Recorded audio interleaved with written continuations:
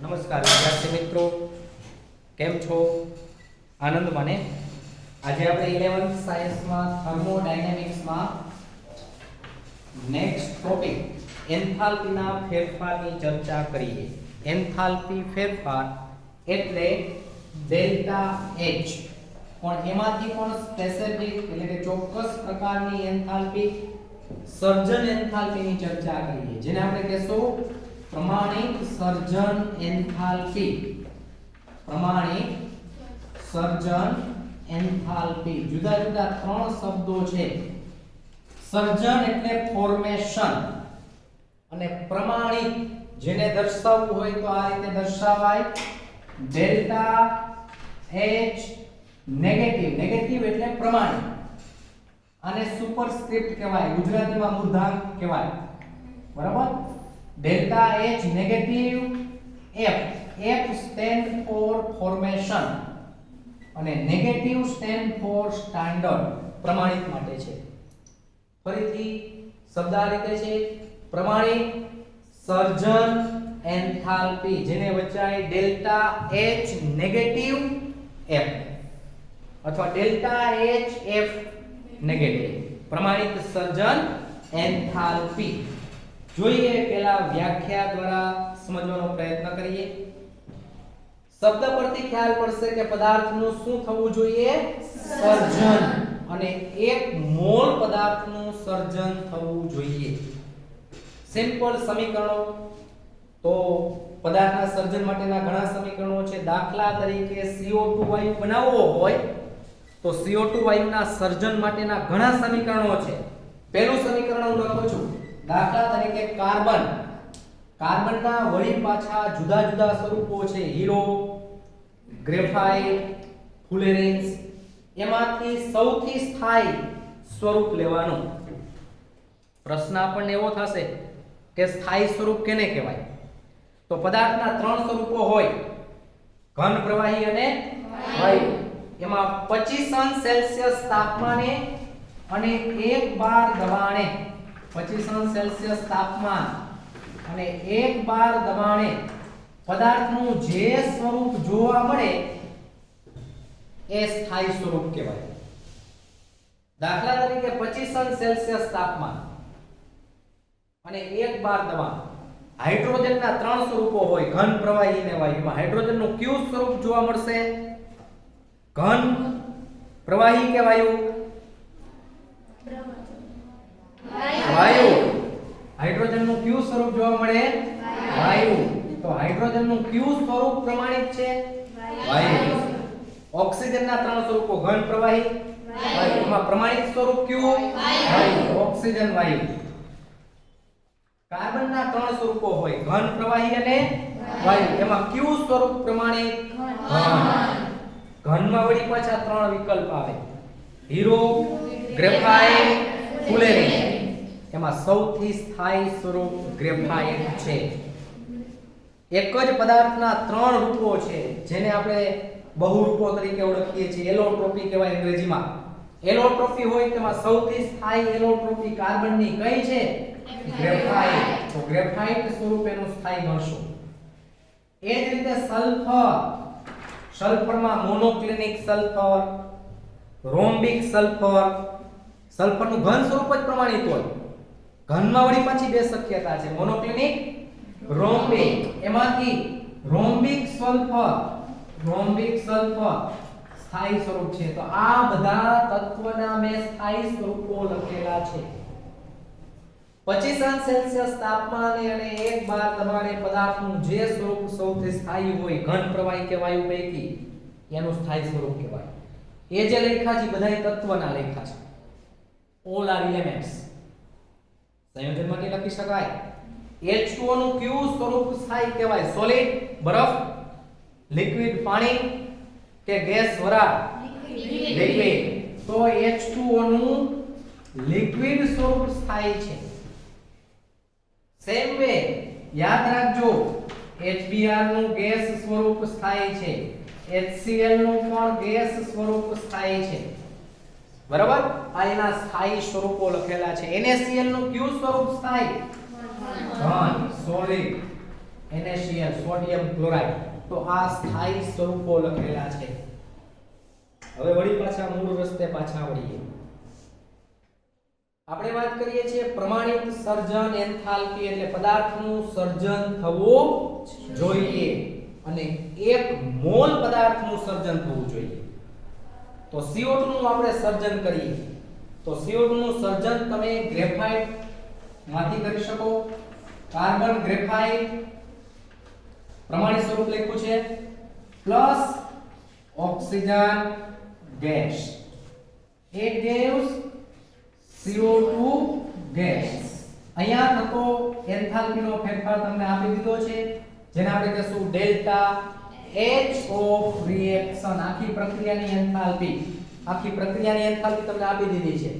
આની આખી પ્રક્રિયાની એન્થાલ્પી છે -393.5 યુનિટ છે કિલોજૂલ પર મોલ. જો તેને 1 મોલ કાર્બન ડાયોક્સાઇડ નું સર્જન થયું. પ્રમાણિત સ્થિતિ ધરાવતા તત્વોમાંથી થયું. પહેલા તો પ્રમાણિત સ્વરૂપ કાર્બન ડાયોક્સાઇડ નું કયું સ્વરૂપ પ્રમાણિત કહેવાય? ગેસ. 25 સેલ્સિયસ તાપમાને અને 1 બાર દબાણે CO2 ગેસ સ્વરૂપમાં હોય અને અહીંયા ગેસ સ્વરૂપમાં જ આપ્યું છે. એટલે CO2 નું કેવું સ્વરૂપ આપેલું છે? પ્રમાણિત. કેટલા મોલ CO2 આપેલો છે? 1 મોલ. અને તત્વોની પ્રમાણિત સ્થિતિમાંથી બને છે. વ્યાખ્યા આ રીતે છે. જ્યારે 1 મોલ પદાર્થ, અહીંયા ધ્યાન આપશું, જ્યારે 1 મોલ પદાર્થ પ્રમાણિત સ્થિતિમાં 1 મોલ પદાર્થ પ્રમાણિત સ્થિતિમાં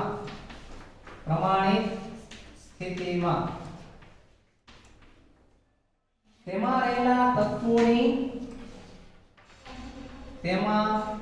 રહેલા તત્વોની પ્રમાણિત સ્થિતિમાંથી બને છે. પ્રમાણિત સ્થિતિમાંથી બને છે ત્યારે થતા એન્થાલ્પીના ફેરફારને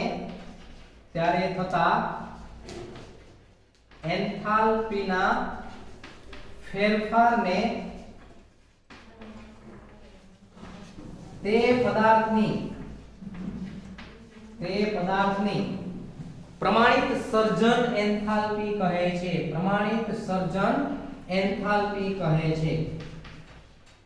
પ્રમાણિત સર્જન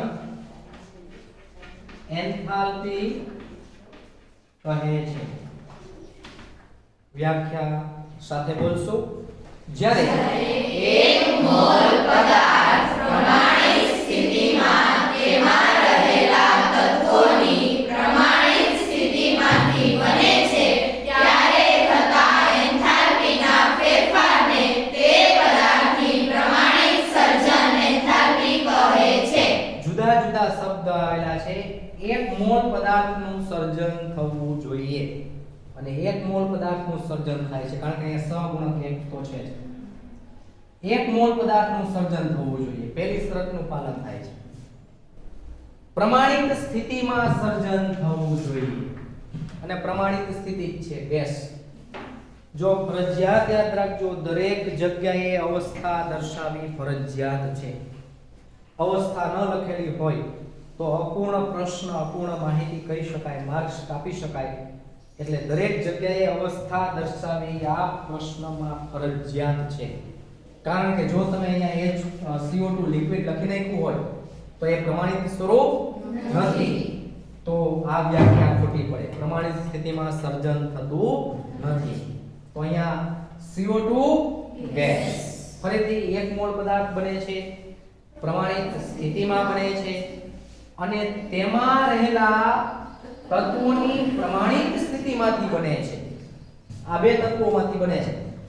ઓક્સિજનનું આ પ્રમાણિત સ્વરૂપ ગેસ લખ્યું છે મેં ત્યાં. કાર્બનનું પણ પ્રમાણિત સ્વરૂપ ગ્રેફાઇટ. તો CO2 ની સર્જન એન્થાલ્પી થશે -393.5 કિલોજૂલ પર મોલ. કેટલી છે CO2 ની સર્જન એન્થાલ્પી? -393.5 કિલોજૂલ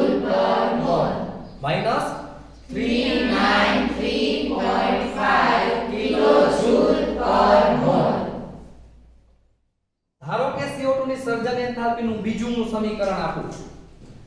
આવું સમીકરણ કાર્બન હીરો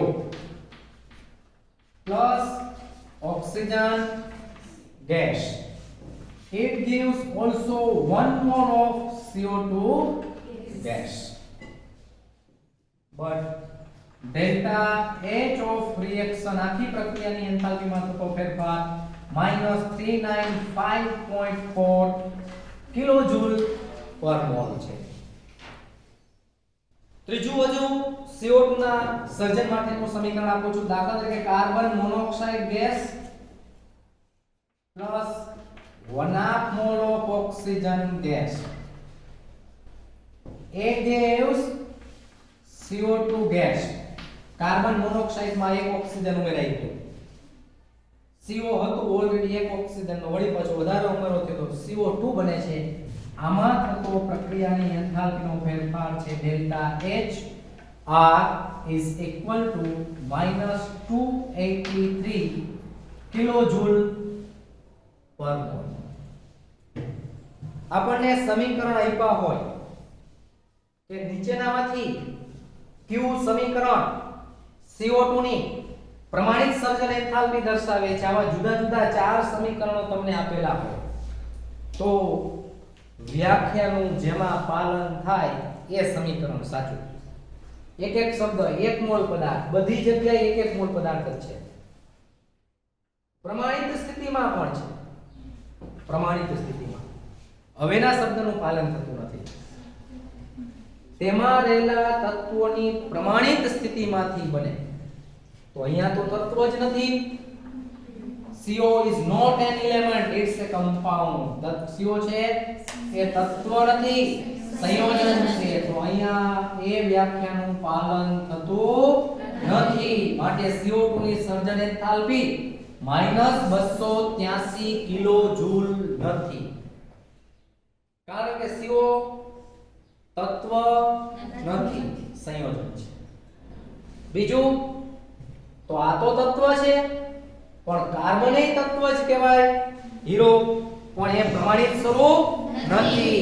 તત્વની પ્રમાણિત સ્થિતિમાંથી બનવું જોઈએ. તો આમાં કોણ નિયમનું પાલન કરતું નથી? તો કાર્બન હીરો, કારણ કે એનું પ્રમાણિત સ્વરૂપ નથી. આ તો પ્રમાણિત સ્વરૂપ છે, અહીંયા પણ પ્રમાણિત સ્વરૂપ છે. આ પ્રમાણિત સ્વરૂપ તો છે.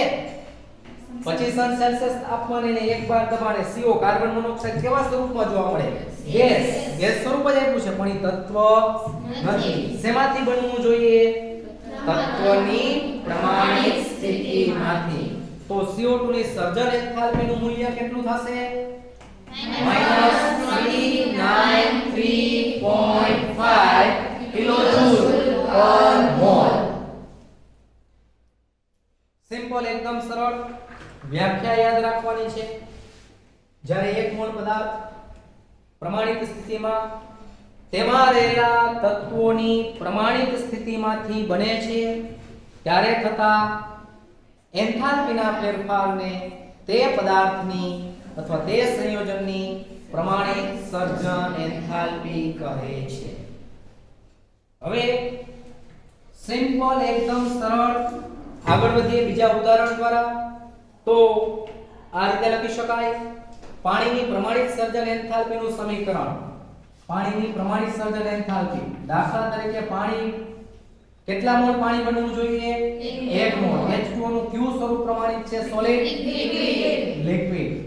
એના તત્વમાંથી બનવું જોઈએ. હાઇડ્રોજન અને ઓક્સિજનમાંથી. તો આમ થશે હાઇડ્રોજન ગેસ વધતા 1/2 mole of oxygen gas. Its give delta H of reaction is equal to -285.8 -285.8 કિલોજૂલ પર મોલ. તો આ H2O ની પ્રમાણિત સર્જન એન્થાલ્પી છે.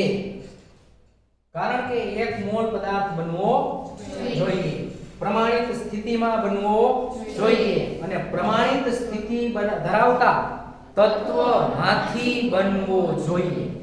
ટૂંકમાં સાદી રીતે કહીએ તો પ્રમાણિતથી ગાડી ઉપડવી જોઈએ અને પ્રમાણિત સુધી પહોંચવી જોઈએ.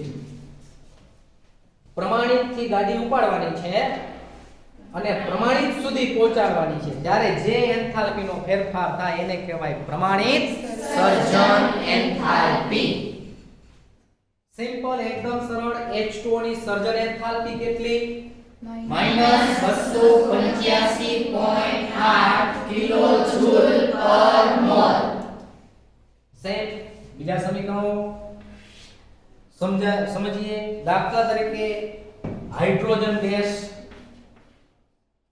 ગેસ બ્રોમિન Br2, ત્યાં ભૂલમાં ટેક્સ્ટ બુકમાં ગેસ લખેલું છે એક જગ્યાએ અને એક જગ્યાએ લિક્વિડ લખેલું છે અને તમને ખ્યાલ છે બ્રોમિનની પ્રમાણિત સ્થિતિ લિક્વિડ છે કારણ કે 25 સેલ્સિયસ તાપમાને અને 1 બાર દબાણે Br2 ની લિક્વિડ અવસ્થા સ્થાયી છે. કેવી અવસ્થા? લિક્વિડ. તો અહીંયા ગેસ નહીં. ટેક્સ્ટમાં જે બે સમીકરણો આપ્યા છે એમાં એક સમીકરણમાં અહીંયા ગેસ લખેલું છે અને બીજા સમીકરણમાં લિક્વિડ લખેલું છે. લિક્વિડ સાચું છે. આમ થશે 2 મોલ ઓફ HBr. HBr વળી પાછો ગેસ છે. આમાં થતો એન્થાલ્પીનો ફેરફાર તમને આપી દીધો છે ડેલ્ટા H R. આખી પ્રક્રિયાનો એન્થાલ્પીનો ફેરફાર છે -74.8 કિલોજૂલ પર મોલ. તો જોવો જોઈને આ HBr ની પ્રમાણિત સર્જન એન્થાલ્પી કહેવાય કે ન કહેવાય?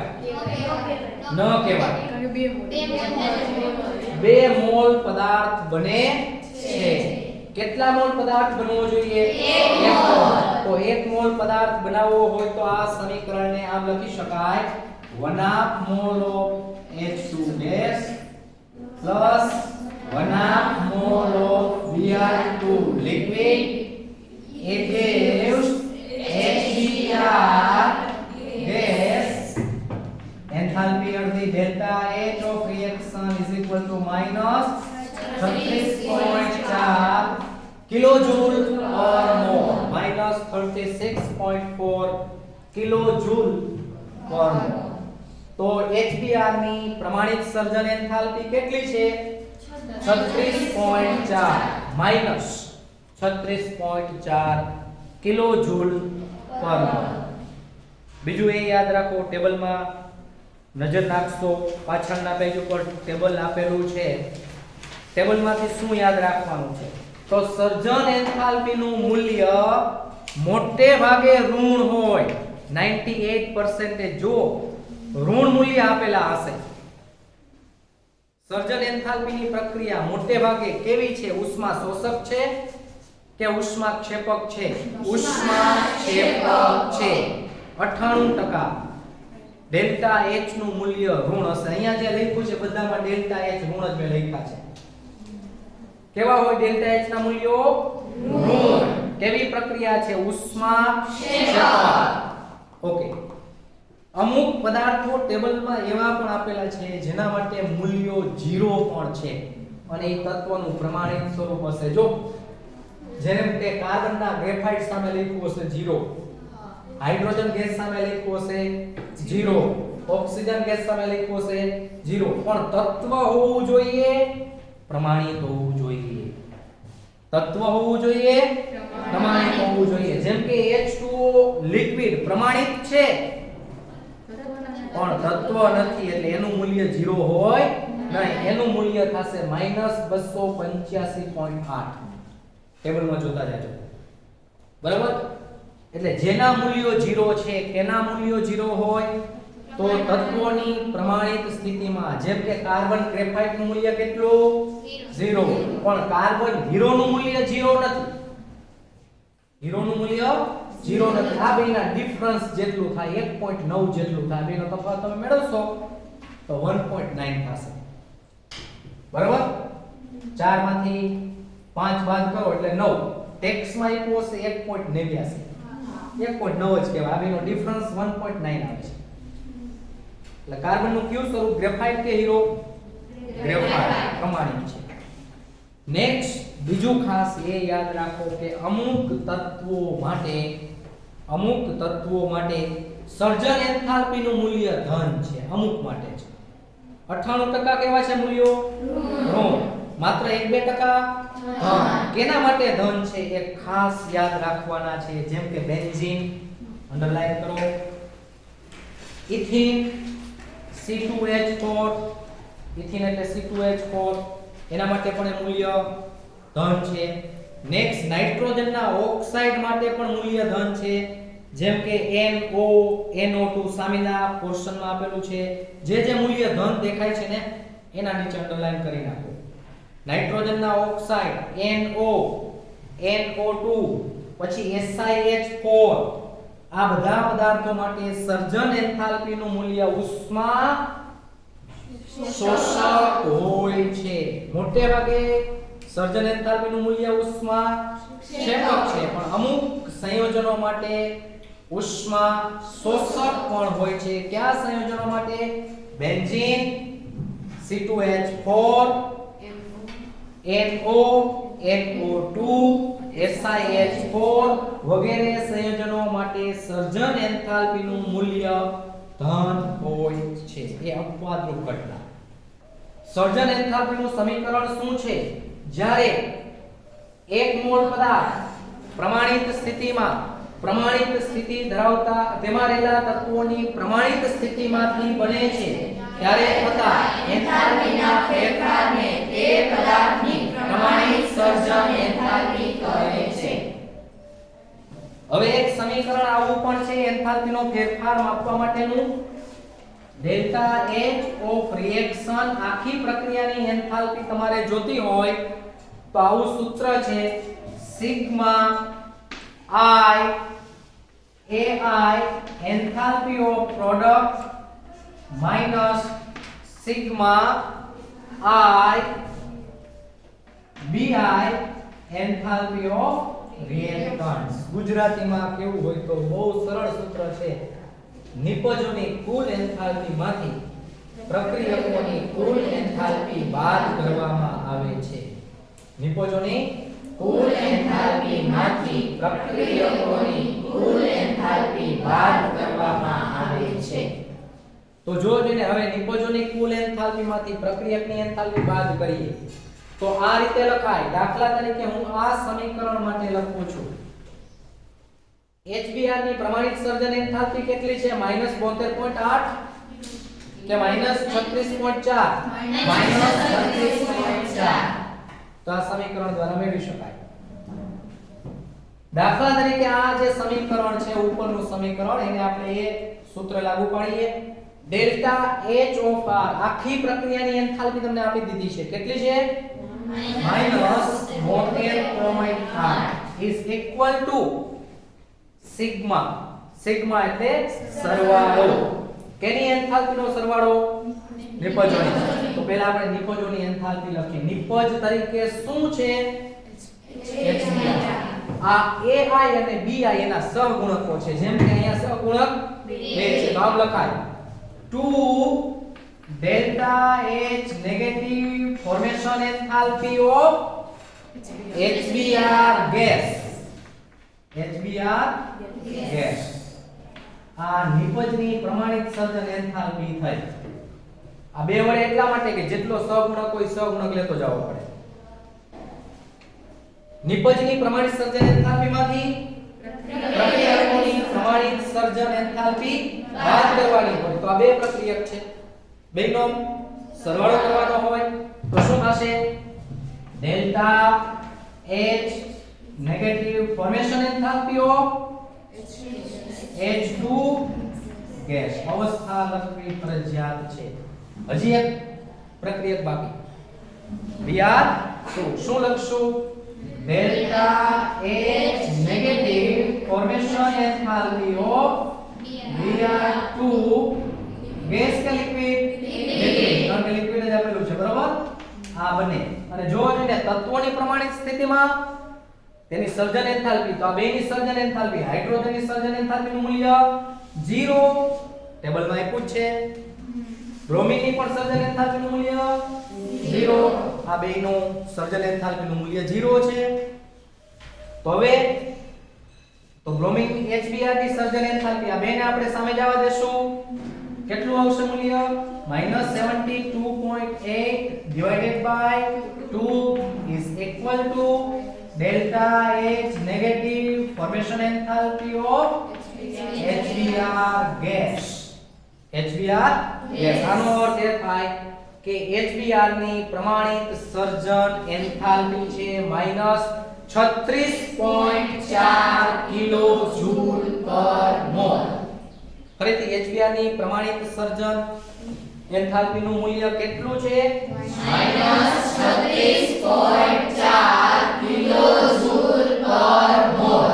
પાણીની પ્રમાણિત સર્જન એન્થાલ્પીનું મૂલ્ય -285.8 કિલોજૂલ પર મોલ.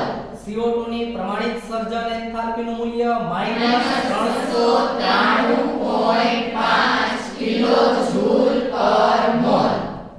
ફરીથી એક વખત સર્જન એન્થાલ્પીની વ્યાખ્યા સાથે બોલશું.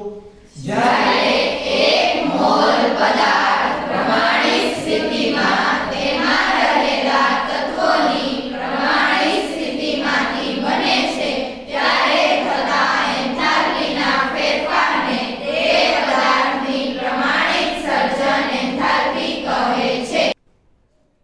નેક્સ્ટ, પ્રમાણિત સર્જન એન્થાલ્પીનો ઉપયોગ ક્યાં? તો તમે જે ટેબલ જુઓ છો ટેક્સ્ટ બુકમાં આપેલું છે ટેબલમાં, એ ટેબલનો ઉપયોગ કરીને કેમિસ્ટ રસાયણ વૈજ્ઞાનિકો છે અથવા કેમિસ્ટ્રીની લેબોરેટરીમાં કામ કરતા જે વ્યક્તિઓ છે એ કોઈ પ્રક્રિયા માટે કેટલી એન્થાલ્પીની જરૂર પડશે એ સહેલાઈથી માપી શકે છે. દાખલા તરીકે તમારે CaCO3 નું વિઘટન કરવું છે, ચૂનાના પથ્થરનું CaCO3 સોલિડ. એનું સમીકરણ તમને ખ્યાલ છે, CaCO3 નું વિઘટન કરશો એટલે CO2 સોલિડ CaO સોલિડ અને CO2 ગેસ બનશે. પણ આના માટે તમારે કેટલી એન્થાલ્પી, કેટલી ઊર્જા આપવી પડે એ ખ્યાલ નથી. કોઈ પ્રક્રિયા કેટલા ઊર્જાએ થાય છે એ આપણે મેળવવું હોય, માપવું હોય તો એ ટેબલનો ઉપયોગ કરીને માપી શકાય. સિમ્પલ એકદમ સરળ સમીકરણ છે જેનો આપણે ત્યાં ઉપયોગ કરીએ. હવે તમને ખ્યાલ છે આ સમીકરણ તો આપણે આવી ગયું છે. આખી પ્રક્રિયાની એન્થાલ્પી બરાબર નિપજની પ્રમાણિત સર્જન એન્થાલ્પી માઈનસ પ્રક્રિયકોની પ્રમાણિત સર્જન એન્થાલ્પી. આ સમીકરણનો ઉપયોગ કરી અને જે ડેટા ટેબલમાં આપેલા છે એનો ઉપયોગ કરીને આખી પ્રક્રિયામાં કેટલી ઊર્જા આપવી પડશે અથવા કેટલી ઊર્જા મુક્ત થશે એ માપી શકાય. દાખલા તરીકે જોઈએ, આખી પ્રક્રિયાની enthalpy delta H of reaction is equal to, પહેલા કેની એન્થાલ્પી લખવાની? નિપજ તરીકે બે પદાર્થ છે, CaO સોલિડ, CO2 ગેસ. તો આપણને લખતા આવડે છે, આમ લખાય in the bracket delta H negative formation enthalpy of CaO solid. અવસ્થા ફરજિયાત લખવાની CaO solid પ્લસ બોલો જોઈને delta H negative formation enthalpy of CO2 gas. આ નિપજ આવી ગઈ, પ્રક્રિયા બાદ કરવાનો છે. નિપજની એન્થાલ્પી માઈનસ પ્રક્રિયકની એન્થાલ્પી.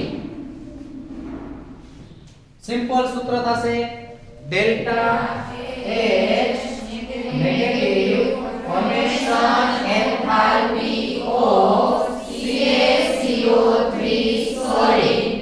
અને આ બધાની એન્થાલ્પી ટેબલમાં આપેલી હશે એ ફિક્સ હોય, જેનો ઉપયોગ કરીને કોઈ પણ પ્રક્રિયામાં કેટલી ઊર્જા મુક્ત થાય છે અથવા કેટલી આપવી પડે છે એ માપી શકાય. જેમ કે CaO સોલિડ માટે -635.8 અને CO2 માટે તો આપણને ખ્યાલ છે -39 3.5 CO2 ની પ્રમાણિત સર્જન એન્થાલ્પી -393.5 કિલોજૂલ પર મોલ. એક મોલ જ છે બધાય પદાર્થ. ધારો કે 2 મોલ CO2 બનતો તો 2 વડે ગુણી નાખે. કોઈ પણ પદાર્થ જેટલા મોલ બનતો હોય એટલા વડે ગુણી નાખવાના આવશે. નેક્સ્ટ CaCO3 ની પ્રમાણિત સર્જન એન્થાલ્પી આપેલી છે -1206.9 -1206.9 કિલોજૂલ પર મોલ. માઈનસ માઈનસ આ પ્લસ થશે, માઈનસ માઈનસ પ્લસ આ મૂલ્ય મોટું છે, આ માઈનસ એ મૂલ્ય નાનું છે. ઓવરઓલ સરવાળો બાદબાકી કરશો તો 178.3 કિલોજૂલ પર મોલ. 1 મોલ CaCO3 નું વિઘટન કરાવવું હોય તમારે 1 મોલ એટલે 100 ગ્રામ CaCO3 લેવાનો. 100 ગ્રામ CaCO3 1 મોલ એટલે કારણ કે આનું દર 100 ગ્રામ CaCO3 નું સંપૂર્ણ વિઘટન કરાવવું હોય તમારે તો કેટલા કિલોજૂલ ઊર્જા આપવી પડે? 178.3 કિલોજૂલ પર મોલ. તો કોઈ પ્રક્રિયા માટે કેટલી ઊર્જાની જરૂર છે અથવા કેટલી ઊર્જા મુક્ત થાય છે તે આ સર્જન એન્થાલ્પીના ડેટા પરથી મેળવી શકાય છે. તો CaCO3 ના વિઘટન માટે 178.3 કિલોજૂલ પર મોલ ઊર્જાની જરૂર પડે